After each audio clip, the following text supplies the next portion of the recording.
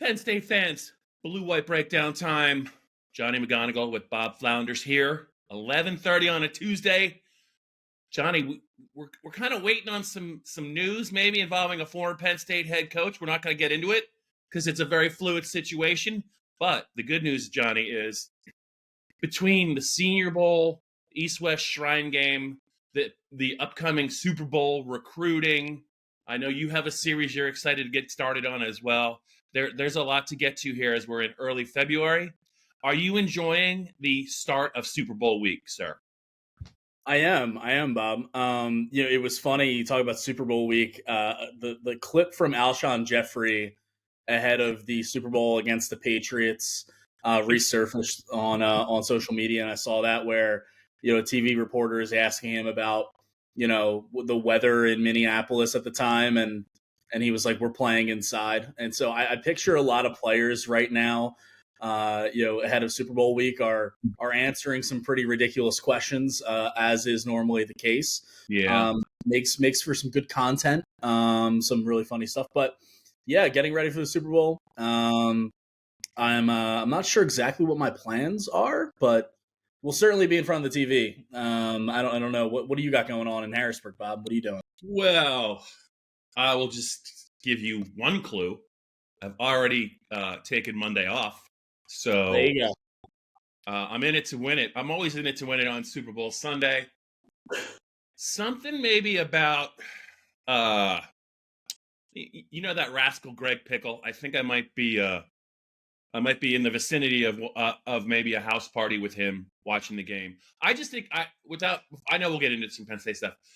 I know you are. I feel like you're a pretty good Super Bowl props guy. I think it's really like the game itself is great, but the amount of props on the Super Bowl, it's just from starting with the national anthem till the final play of the game, whether or not it's going to be a kneel down, you could almost bet on every single play if you wanted to. I think you're pretty excited about it. I am too, but the thing about it just goes by so fast, Johnny, and then you're hit with the reality that there's no more football until your Eagles play in Brazil, which is kind of crazy. Yeah. Do you have a pick yet for what the color Gatorade will be in the celebration bat? I used to tie my pick to the jersey of the team I think is going to win, but that's not really a thing. So I am not sure. Do you have some inside info you want to share with the Penn State fans?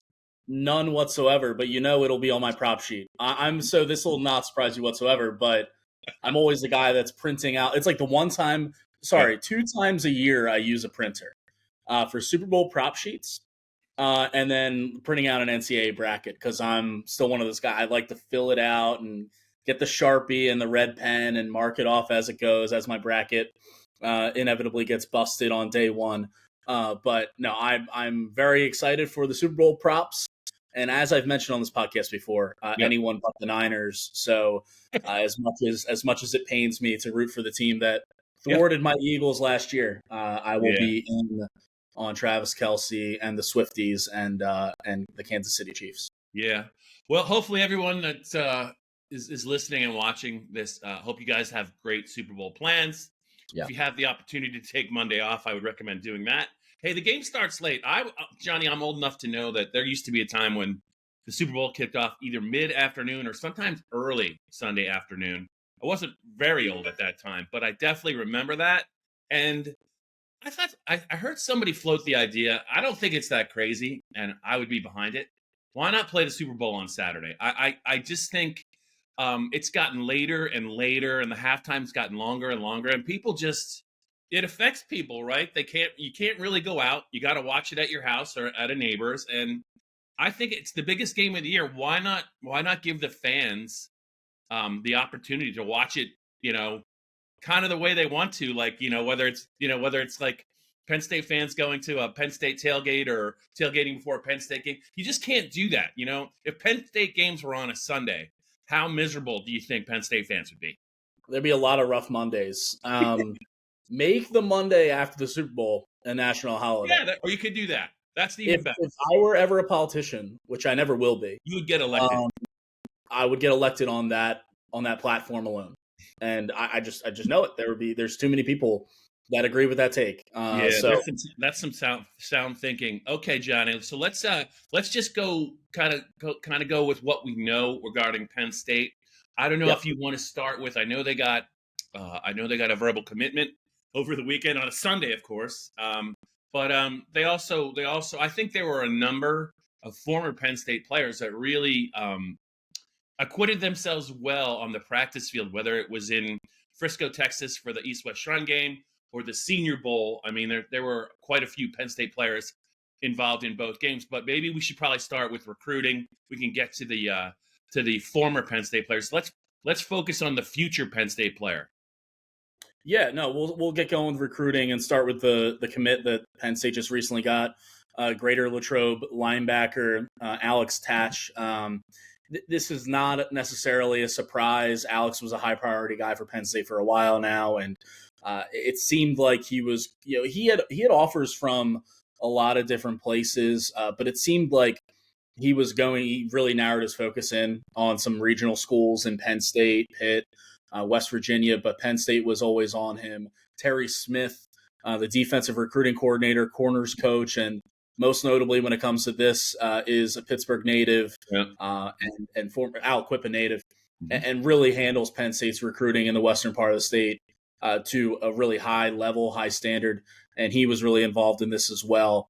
And Alex is a great player, another linebacker to add to this class that already had one, in DJ McClary from New Jersey. Penn State could be getting another linebacker on Wednesday and another kid from the western part of the state, Deshaun Burnett. Just to put this on your radar, Penn State fans were reporting this on Tuesday, close to noon. On Wednesday, Deshaun Burnett is a 4-star from Amani Christian, is expected, to make an announcement on his commitment in Penn State.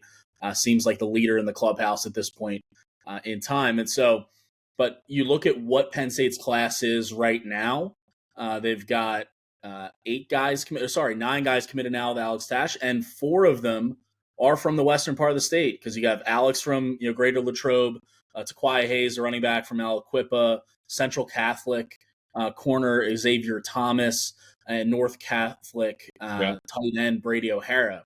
And that's coming off a 2024 class where they just signed Quentin Martin from Bell Vernon, the teammates at Central Catholic, and Anthony Specca and Peter Gonzalez. And so Penn State recently, they've always had a foothold in the Pittsburgh area, but doing a really good job now in back-to-back classes of identifying the top talent in the western part of the state and getting it done and getting it in. Yeah, and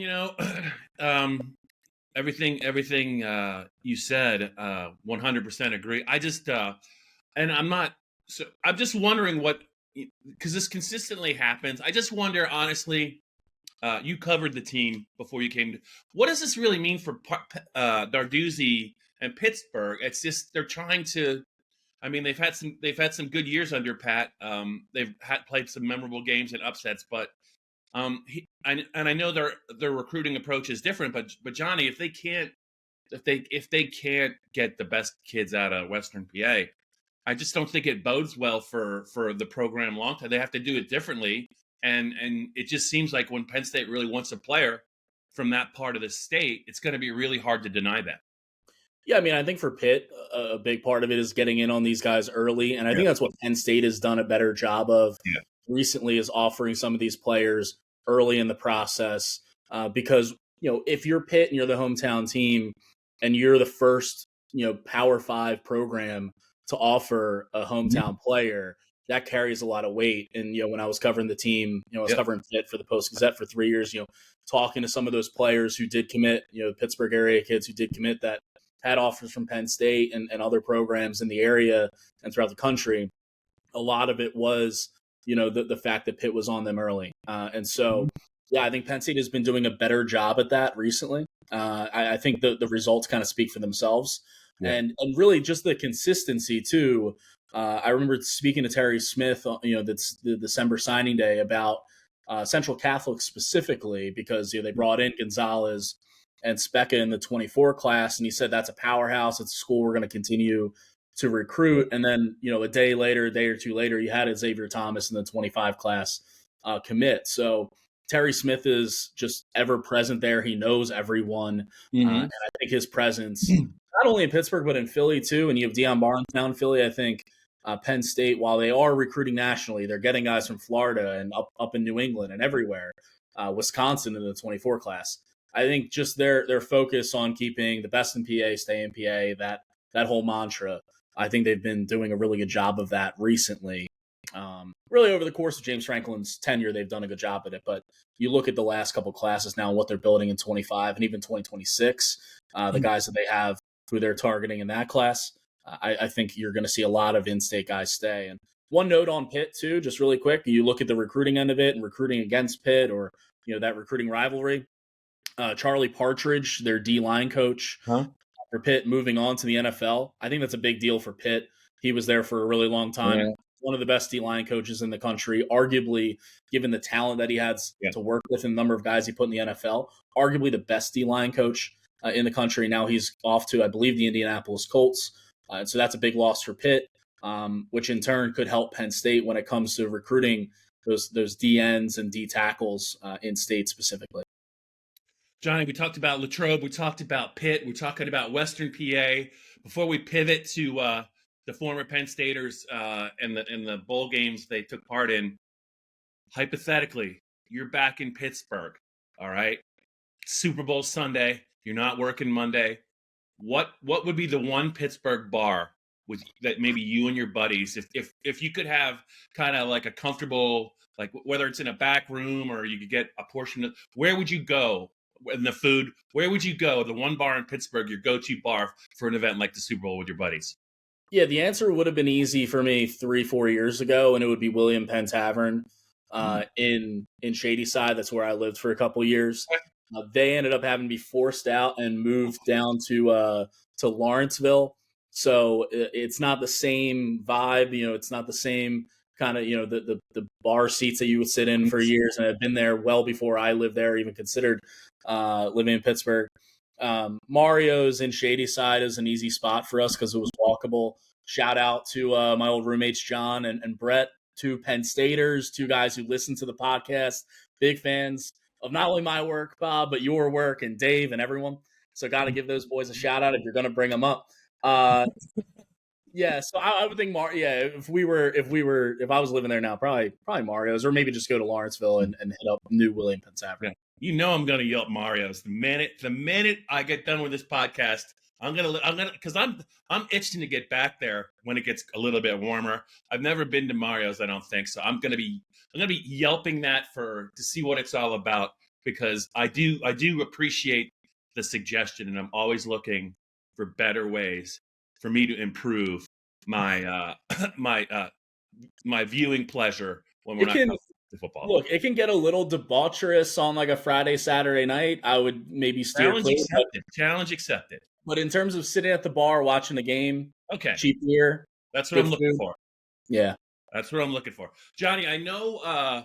Knock on wood, you've talked to one of the, I think, if not the best, a short list of one of the very best at what he does when it comes to evaluating college talent and projecting what they might look like in the pros, even where they might fit in a pro team. Dane Brugler of The Athletic, just tremendous. I've listened to him on podcasts.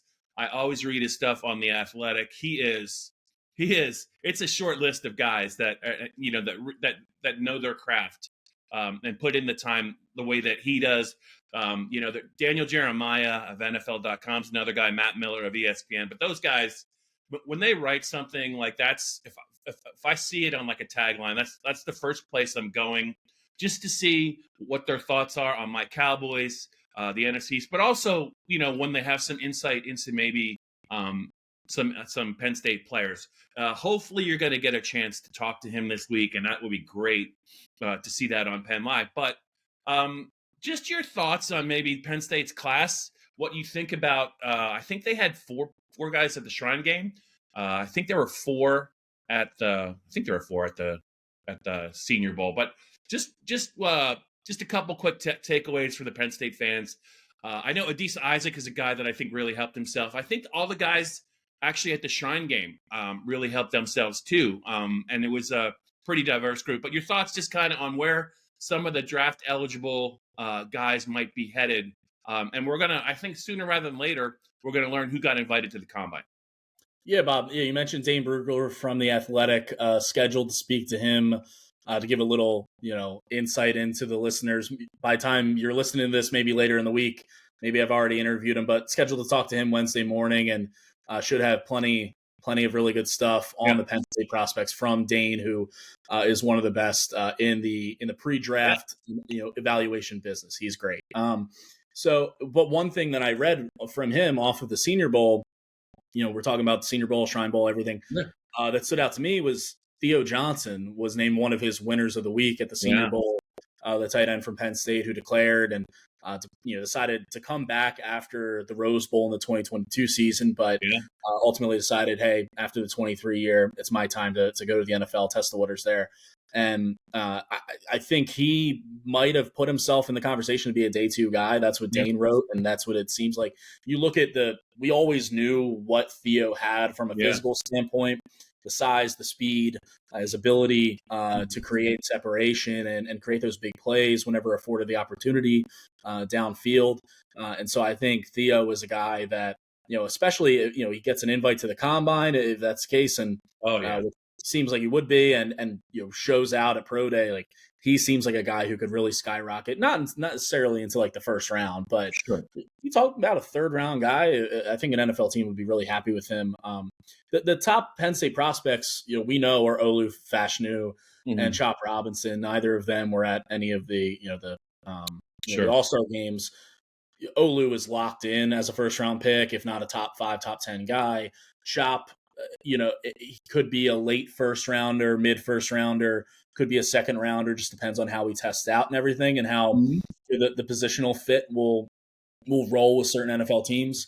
But you mentioned Adisa Isaac. I think he made himself a lot of money this season. Last year, rusty early, coming off of the injury that forced him to miss the 2021 season. Played really well down the stretch last year. Did it across the entire season this year, playing a lot of snaps, a lot of ball, making a lot of big plays. And he's another one, Bob, that I think has made himself a lot of money already in during the 2023 season, but in the pre-draft process as well. And I think that's only going to continue as he puts forth his best effort on the field, but also in those team interviews. Adisa is a guy that I think is really going to impress if he hasn't already. Yeah, and for the Shrine game, Johnny, I think that both the offensive linemen for Penn State that went down there, I think I on social media and some of the measuring statistics and who they were talking to, I think that Hunter Norzad and Caden Wallace both, I think, helped themselves significantly. I know that Daquan Hardy and Curtis Jacobs, because I don't want to say that they play like they have, but they with their speed, they're it's almost a specialized role for both of them. Daquan Hardy is as a slot corner. That is a very specific position that not everyone can play. And as fast as he is, and as aggressive as he is, and his ability to return kicks, I feel pretty confident that Daquan Hardy is going to find a home at some point in the NFL draft. I'm not sure where, but I just remember, a guy like John Reed. I think he went in the 4th or 5th round to the Texans. And I think there is some value. Terry Smith talked to me about the slot corner and how the NFL views it. I think there's some value there, and I think Daquan Hardy has played his way into I don't know what round it'll be, but I'd be surprised if somebody does not spend a pick, because it is a position that it's not easy. It's not easy to play. The matchups are not always great for bigger corners, so I think he did a great job. Curtis Jacobs, his speed, like we knew. He impressed some teams down there with that. He's another guy that could be a 3-down linebacker, but I think in today's NFL, he's a guy that, as much as teams like to pass now, he's a guy that the way that he moves, he can stay on the field as a linebacker, whether they're going to go with 2 linebackers or 1 linebacker. I think he's, I don't think I'd seen some stuff where he might go real late. I think he's a little bit better than that, and I think that people now that they've actually seen him move, I think he helped himself as well. So I just think for just about every Penn State player that was down either in Mobile, Alabama, or Texas, I think they all really did well. I'm going to be real curious to see, Johnny, how many Penn State players get combine invites. think it's going to be a pretty high number, but there's always a couple probably that get overlooked. I remember you and I remember we were at Penn State's Pro Day last year, and Sean Clifford was not happy to be excluded from the combine process, and he was right. He went, I think, in the 5th round to the Packers. Said he was a pro, and I think it motivated him. I think it's going to be a pretty high number that go to Indianapolis. What about you? Yeah, I think so too. I think, like you mentioned, the way that Daquan, Caden, Hunter performed at the Shrine Bowl, I think bodes well for them getting an invite. And even if they don't, I feel like they would have a case to feel aggrieved as to not getting an invite to Indy, and will have a chip on their shoulder going into Pro Day. Two guys that will get invites to the Combine that, frankly, they have an opportunity, put it this way, over the next few months to boost their stock a bit. I think two guys who we haven't mentioned are the corners, Kalen King and Johnny Dixon. Mm-hmm. Both guys opted out of the Peach Bowl. Johnny Dixon was a guy that didn't travel with the team to Atlanta, so he was never going to play in the game. Kalen traveled with the team, but ultimately landed on that availability report as out right before 2 hours before kickoff. Kalen, and it's difficult. I don't want to make too much of clips that are shared on Twitter because we weren't in Mobile to watch every rep that Kalen and Johnny had, so I don't want to make too much of those. But some of the clips were less than flattering for both of those guys, in one-on-one, coverage on those drills. Kalen got beat off the line pretty easily on one of them, touchdown catch over him on another one. Johnny Dixon had one that didn't go his way, and Dixon ended up pulling up with an injury. I think it was reported by NFL.com. It was like a glute injury that wasn't considered to be serious, but he had to bow out of the Senior Bowl and didn't play in the game. And so I think those two guys who I thought, Kalen in 2022 specifically and Johnny Dixon this past year, both guys played really well in man-to-man coverage and were so integral in what Manny Diaz and Penn State's defense wanted to do over the last 2 seasons that the pre-draft process hasn't gone their way right now. And I think with invites to the Combine, with Pro Day, with meetings with teams, private workouts, because those are a big part of it as well. I think both those guys over the next few months, before we get to April 15th is the draft or whatever, before we get to that point, both of them will be kind of on a course or, be really pushing to improve their stock right now. Especially you look at Kalen. I mean, he came into the 2023 season as a preseason All-American after ranking 2nd in the FBS in 2022 in pass breakups. And I think he only finished 2 on the season. And so, some room for improvement for both those guys. Yeah, and I do think that corner is in terms of athleticism, it's the hardest position. I think it doesn't matter, NFL, college, whatever, to the athleticism and the aggressiveness and the confidence that you need to play that position against really, freak the athletes that are playing wide out right now. They're freaks, but they're moving forward. You're moving backward, and it's just a very, very challenging position. It's not for the faint of heart. You can be a great athlete, but that doesn't make you a great corner if you don't have your confidence and and you're not a physical player. So you got to really be able to put it all together. And those guys have at various times during Penn State.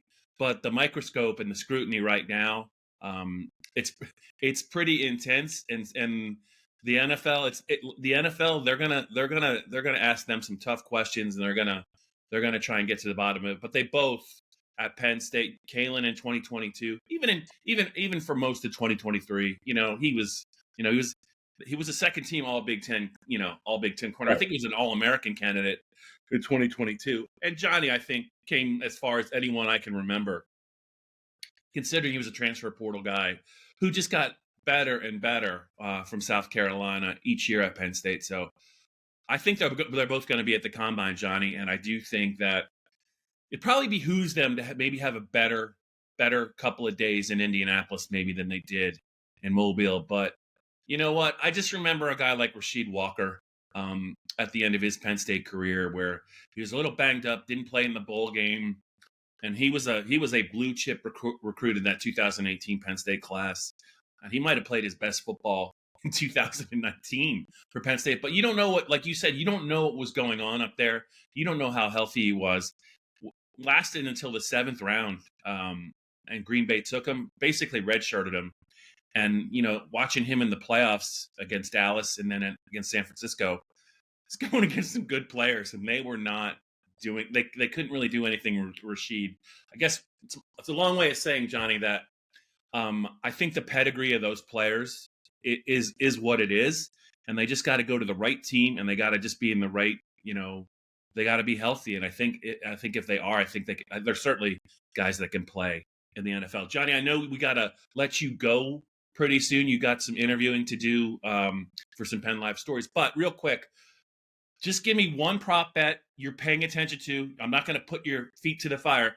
And if you were going to bet the game itself, whether it's the total or one side, I know anyone but the Niners, but sometimes you got to bet with your head. I don't know.